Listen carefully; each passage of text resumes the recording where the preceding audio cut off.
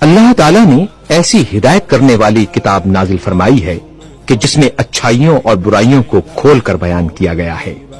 تم بھلائی کا راستہ اختیار کرو تاکہ ہدایت پا سکو، اور برائی کی جانب سے رخ موڑ لو تاکہ سیدھی راہ پر چل سکو۔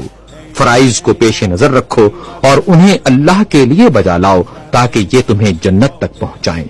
اللہ سبحانہ نے ان چیزوں کو حرام کیا ہے جو انجانی نہیں، اور ان چیزوں کو حلال کیا ہے جن میں کوئی عیب و نقص نہیں پایا جاتا۔ اس نے مسلمانوں کی عزت و حرمت کو تمام حرمتوں پر فضیلت دی ہے، اور مسلمانوں کے حقوق کو ان کے موقع و محل پر اخلاص و توحید کے دامن سے باندھ دیا ہے۔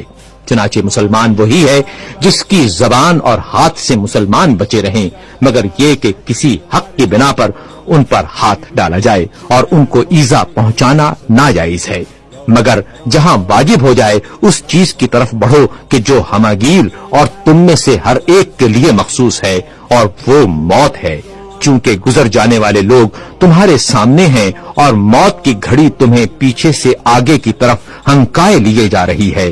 ہلکے پھلکے رہو تاکہ آگے بڑھ جانے والوں کو پا سکو، تمہارے اگلوں کو پچھلوں کا انتظار کرایا جا رہا ہے۔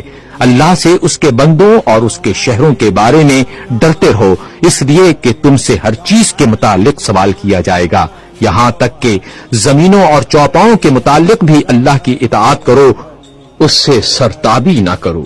جب بھلائی کو دیکھو تو اسے حاصل کرو، اور جب برائی کو دیکھو تو اس سے منہ پھیر لو۔